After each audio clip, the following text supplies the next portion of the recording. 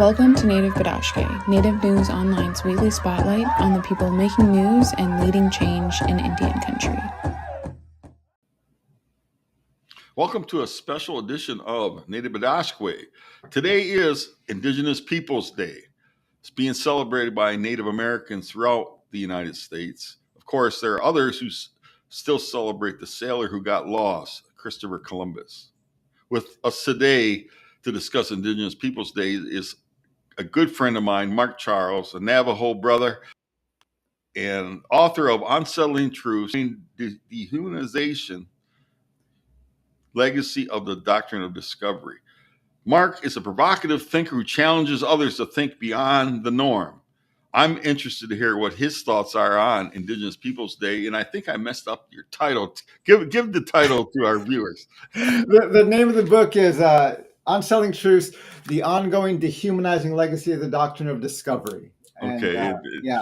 that's we try to keep it real around here at Native News Online, so thank you for that, Mark. And hey, just overall, what are your, today is Indigenous Peoples Day. There are celebrations all over Indian country, and even this past weekend there were some celebrations. Sunrise program out at Alcatraz Island. So tell us, what's your overall opinion? What do you personally feel about Indigenous Peoples Day? Is it just symbolic? Is it a replacement for Columbus Day? Where are you on the issue?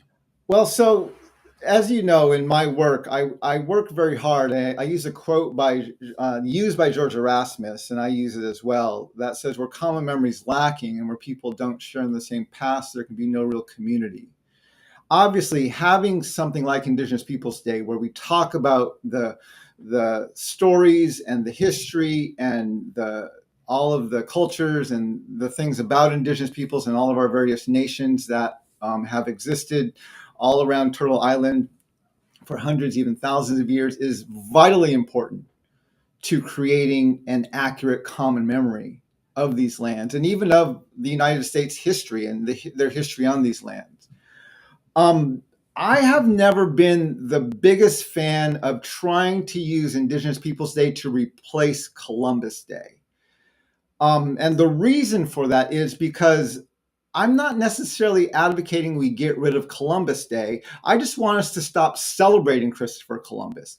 I would love to turn Columbus Day into a day of lament, a day where we can look back at that point in history and say, yeah, we got it wrong, right? Europeans had the whole wrong notion of discovery. They use this dehumanizing doctrine. And this is a day that we need to lament, a day we need to mourn, a day we need to say, this is a day we got it wrong.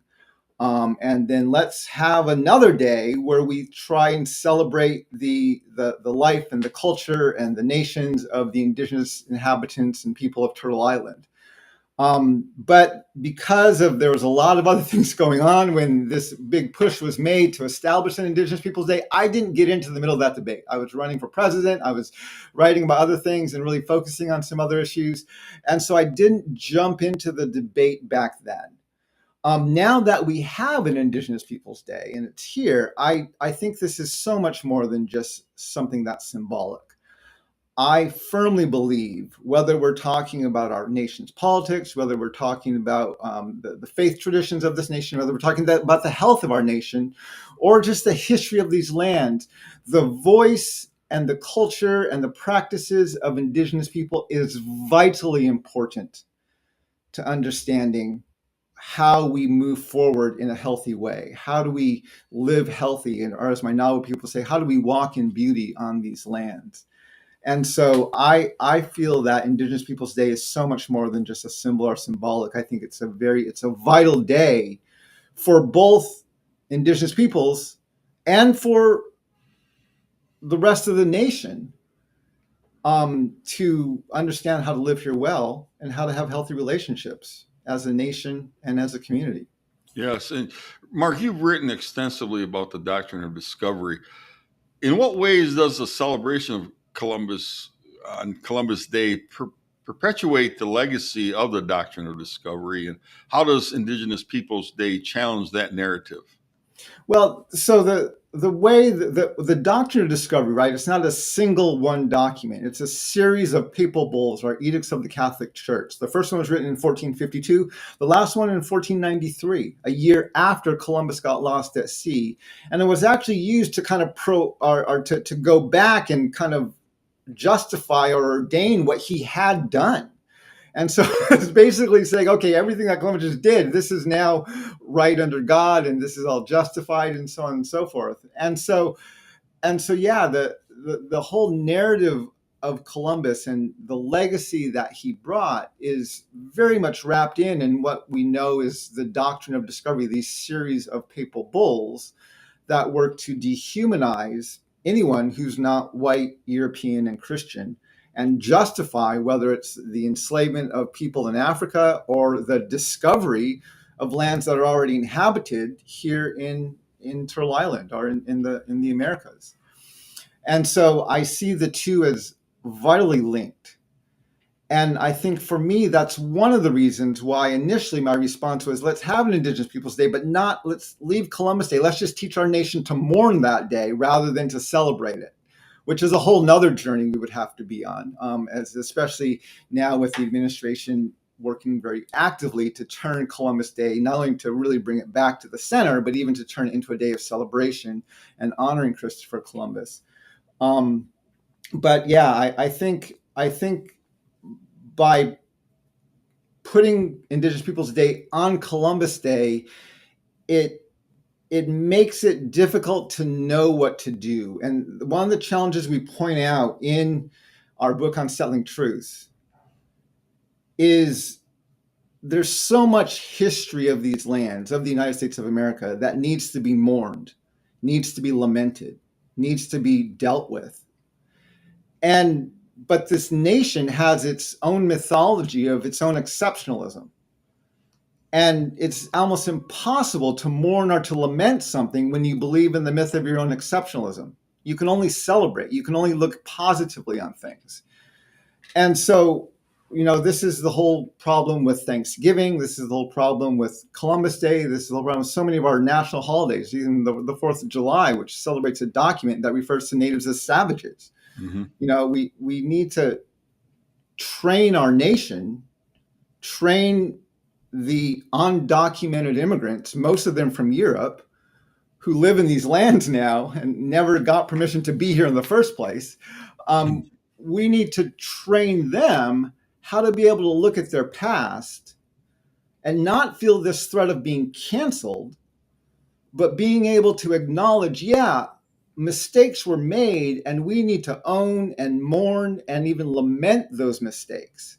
We can't just celebrate everything. And that's, even just this past couple weeks, the U.S. government declared that they're not going to rescind the Medals of Honor given to the soldiers who participated in the massacre of Wounded Knee. Shame. So we're literally celebrating war criminals who murdered women and children, and we're holding them up and giving them the highest honor we can give our soldiers in this country, which that not only does that demean what happened in that battle, it demeans the Medal of Honor. How can anyone who now has a Medal of Honor, whether they fought valiantly against the Nazis in World War II or were a part of the massacre at Wounded Knee, knowing that this medal represents war criminals? So I think what this administration has done is they've devalued the entire understanding of what the Medal of Honor actually is by concluding, yeah, we're not gonna rescind the medals that were given to war criminals, and we're going to actually continue to celebrate and honor that as something that's a part of our exceptional myth as a nation. Yeah, well, Mark, I do want to say one thing that, and to our Italian friends out there, just because we don't necessarily want to celebrate Columbus does not mean we're anti-Italian. Would you agree with that? Absolutely. Yeah. Absolutely. What I'm saying is we need to be able to look at these events in history and say, yeah, at this point, we got it wrong. Mm-hmm. As a nation, we got it wrong. As a people, we got it wrong. And we have to learn how to lament that. And that's the problem, right? When you deal with the myth of American exceptionalism, where you can only celebrate, and if you don't celebrate something, it gets canceled, it gets forgotten, it gets erased. And you've so used the term. Let's not erase Columbus Day, but let's treat it in its proper perspective. Correct. And I apologize for interrupting, but you have used the word lament several times. Would you please explain to our viewers what you really mean by that? Because I know what the word means. I think they do, but what does Mark Charles mean when he says we should so lament? in the book that I co-authored, Unsettling Truths, my co-author, good friend of mine, Seung-Chan Rah, is a professor of theology. He was at North Park Seminary when we wrote the book in Chicago, and now he's a professor at Fuller Seminary in Southern California. And one of his other major books is called Prophetic Lament. And he describes lament in his book as, he compares it to going to a funeral dirge, where you don't go to a funeral dirge to celebrate or even to bring someone back to life. You go to a funeral dirge to mourn, to weep, to mourn the loss of the person who died. And so lament, best way I would describe it is, lament is allowing yourself to sit in what's broken. It's not confession, it's not repentance, it's not turning around. It's sitting in the depth of the brokenness to allow yourself to understand how broken something is. And then it's that understanding that can serve as motivation to learning how to fix it. So lament is an important part of turning around and making things right, but it's not actually the process of turning. It's not the process of making the changes yet. It's the process of sitting in that brokenness and allowing the depth of that brokenness to gain a deeper understanding for yourself of it, so that when you do turn around to make things right, or to make changes, or to make adjustments, you have the motivation because you understand how broken things are. I refer to it in the book to the experience of someone who has a house with a bad foundation, right? If your house has a bad foundation, you're going to have cracks in your walls and gaps in your windows and a creaky floor. And you can paint your walls, caulk your windows, and recarpet your floor as much as you want. But until you go into the basement and examine the foundation, you're never going to fix the house. Now, in that analogy, lament is the process of going into the basement to examine the foundation. You're not fixing it yet. You're not changing anything yet. You know there's a problem. You see the cracks in your walls. You see the gaps in your windows. You hear the creaking of the floor. You don't know what the problem is until you go into the basement and examine the foundation. And lament is the process of going into the basement to examine the foundation. And then once you see what's broken in your foundation, now you're not only motivated, but you now have the understanding of what it's going to take to fix the house. And so that's one of the ways I would describe lament. And so lament, it's a sombering process. It's often talked about in theological terms, in religious terms. The scriptures, the Bible uses the term lament a lot, which is why my co-author wrote a whole book about it and brought that very much into our book. And so even the end of our book, after we lay out the Doctrine of Discovery, one of the primary calls for the church and the nation is to lament its history, to lament what it's done. And that goes into what I was saying about Columbus Day, right? It's difficult to lament what happened when Christopher Columbus discovered America when we're trying to replace that holiday with something else. So I would, and again, we've already made the change, so I'm not going to advocate we change it again, but that's, I think, one of the challenges is we don't just want to replace a day of what should be lament with a day of celebration. We should actually say, yeah, let's keep Columbus Day and lament it, mourn it, learn from it, and let's choose another day to celebrate Indigenous peoples. Yeah, you were talking, I was thinking about when we mourn something, especially something that was lost, a value, we probably tend to put more value on. And if you lose your parents, for instance, you're much more uh, thinking about others when they lose their parents as well. But in the context of what we're talking about, um, we don't necessarily have to put value on lamenting Columbus, because I don't put a lot of value on what sailor who got lost. However, um, we are in a state now where even the president of the United States did not issue a proclamation for Indigenous Peoples Day, as his predecessor Joe Biden did 4 consecutive years. Uh, in his proclamation this year on Columbus, called him one of the greatest men that ever walked the earth. What are your comments about what the current state of affairs, Mark? How long do we have for this podcast? I mean, this is literally the challenge right now. And I have my own podcast I do called My Second Cup of Coffee, where I try to talk about some of the chaos that's going on right now. And things are absolutely chaotic at the moment. The biggest challenge I think we're facing, though, is we tend to frame our problems as a nation as partisan problems. And as we did with Unsettling Truths, and as I do in so many of my writings, whether it's blog articles or op-eds I write, or the book I co-author, or the books I'm working on, is I try to get people to understand that actually both sides agree on the underlying value. And that's what we need to try to address and change. So we scream about things at a partisan level, when actually the two sides have a fundamental value for the value that's beneath it. Just the very simple example, I use this in the book, the whole notion of Make America Great Again, right? That's been attributed, that's Trump's mantra, that's the whole thing of the MAGA movement. Well, in the 2016 election, when Hillary Clinton was running against Donald Trump, she said to her followers, well, America's great already. And at the Democratic National Convention, President Obama jumped into the fray and said, America's already pretty great.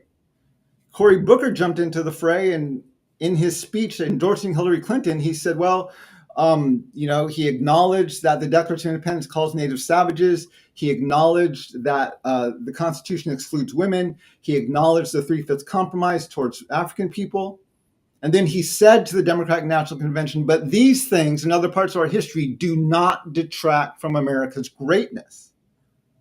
In the debates of the general election, Hillary Clinton expanded on her thoughts, and she said, not only is America great, but America is great because America is good.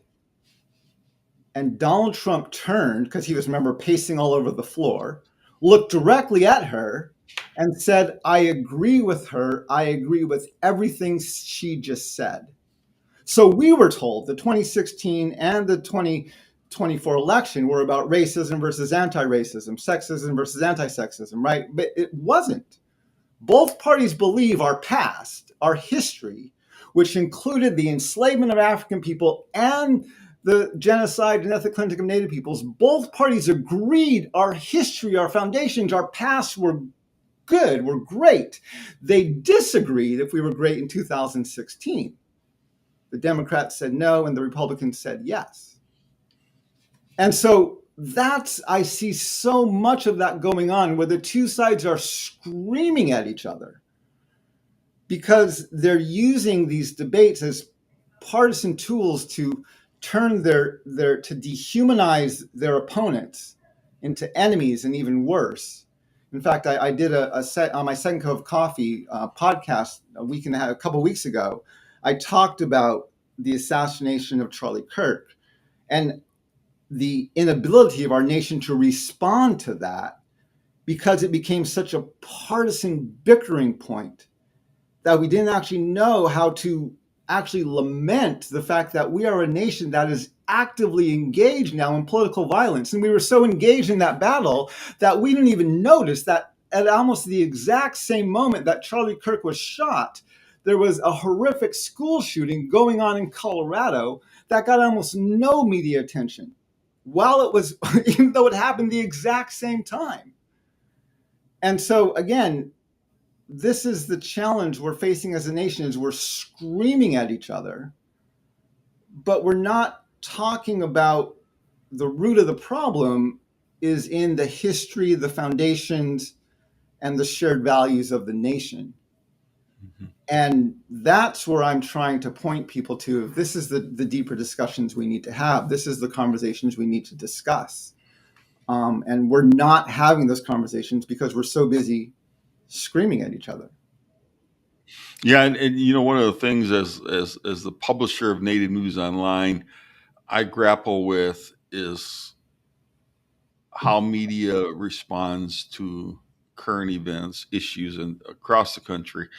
I think that the mainstream media really contributes to some of the political violence and political rhetoric that is just so polarizing in this country. And so as a publisher of Native News Online, I grapple with that often. Yeah. In terms of presentation, what we should really be doing, what type of dialogues we can engage with so that we can really turn this thing around. And do you have any thoughts on that, Mark? Because I value your opinion, and I like I said, I grapple with it all the time. Yeah. So the thing that I try and do is, first of all, I work and I tell this to my listeners on my podcast as well. So often we're fed our news by our social media feeds, right? Mm-hmm. And by the algorithms that come up. And so most people who get their news that way live in a news bubble because the algorithm is giving them news. And I say we have to be much more proactive. We have to learn how to hunt our news rather than be fed it. So I actually have, for example, on my browser, I have a list of all of the major news websites that I use for news. At the top, I have the voices from the margins, like Native News Online and other places. I also have some of the news outlets that are more intentional to be less biased, mm-hmm. Such as AP and NPR and things like that. And then as the further I go down the list, the more I go into the biased news sources, you know, with Fox News and CNN being at the very bottom of that list. And so I know the further I'm going down the list, the more I'm getting into kind of the partisan territory. And, you know, the other challenge is that most news sources, even public news sources and national like ABC, NBC, CBS, lean to the left.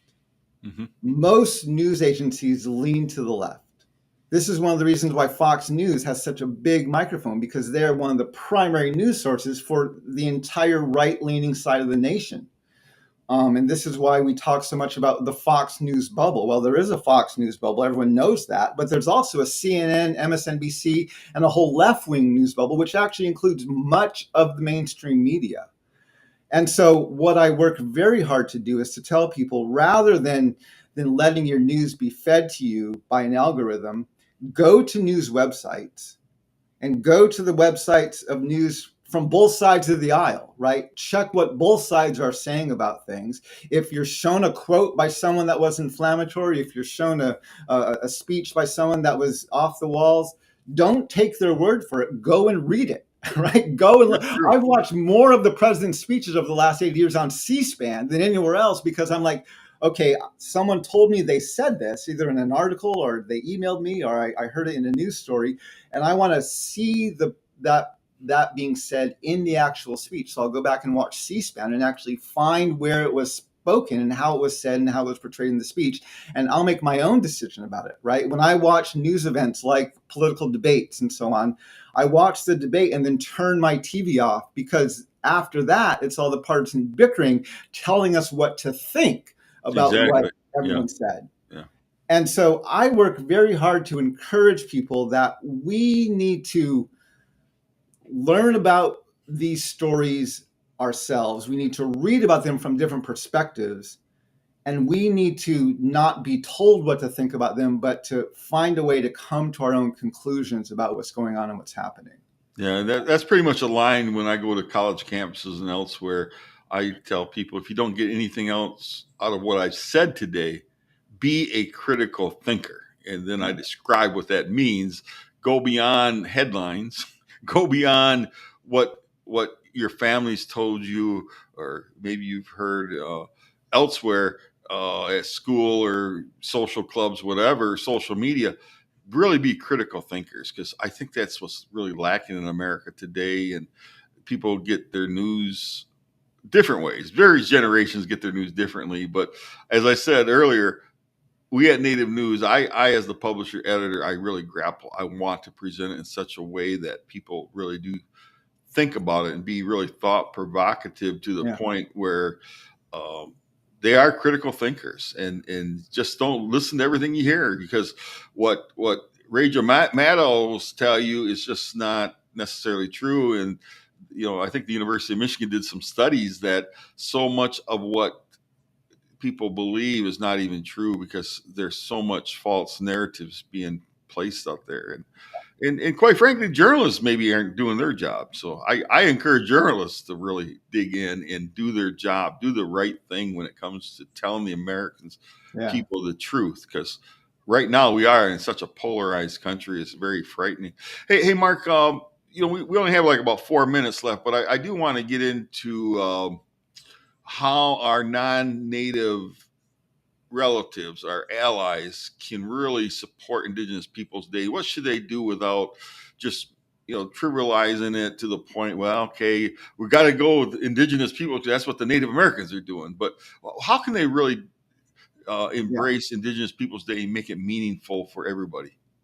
One of the things I encourage most people to do, especially when I talk to majority culture audiences, is so much about the Native world is around relationships, and so people say, well, should we do a land acknowledgement, or should I said, do you have a relationship with the people whose land you're living on, right? And so for Indigenous Peoples Day, I would say this is a great opportunity, because there's going to be the Native nations, and wherever you live around the country, who will be hosting celebrations and hosting educational events and hosting different things. This is a great way to begin to build those relationships by going to those events, listening to what's being presented, watch the dances, participate in the things that are going on, and don't just use it as a way to, that was a one good educational day, but use it as a way to begin the process of forming a relationship with the Native community in your area and the people whose land you're living on. And so you do that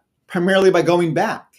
Right. So don't just go once. So we went last year. Go every year, and then find out when their powwows are, and go to their powwows, and then find out, if they have a casino, they usually have a museum somewhere. Find out where that is, and meet the curators of the museum, and learn. Just use these things as a way to begin the process of building a relationship with the Native community that you live around, and then allow that relationship to be your guide in how you participate in these types of events.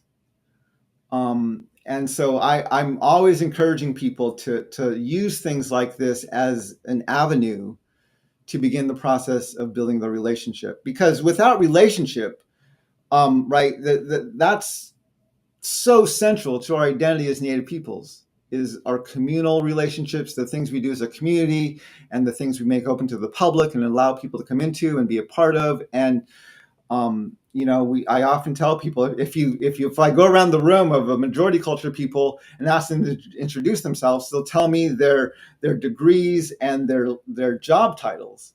And if you go around a room of Native peoples and say, introduce yourself, they'll tell you who they're related to. This is my family. These are my clans. These are my relatives. These are my relationships. And it just centers how the two cultures identify. And so for the majority culture who identifies through their occupations, their jobs, and their degrees, I say you're dealing with a culture, with a people who identify through our relationships. And so if you want to fully enter into that and even understand it more, you have to find a way to enter into those relationships and use Indigenous Peoples Day by not just going once, but going back as a way to begin investing in those relationships. Chimigochi and Mark Charles. We've been talking with Mark Charles, and he always brings a wealth of wisdom with him, and we need to bring him back to Native Bidaské more often. Happy Indigenous Peoples Day, Mark. And to our viewers, Chimigochi for tuning into the special edition. We've been talking about Indigenous Peoples Day. However you celebrate it, make sure you include your elders, and elders include those young ones, because we're all in this together. We'll see you this coming Friday with another edition of Native Bidaské. Thank you for joining us. If you value our warrior journalism for Indian country, please consider supporting our work by scanning the QR code or visiting the link below. Please subscribe to our YouTube channel, follow us on social media, and sign up for our free daily newsletter. Chimiigwech.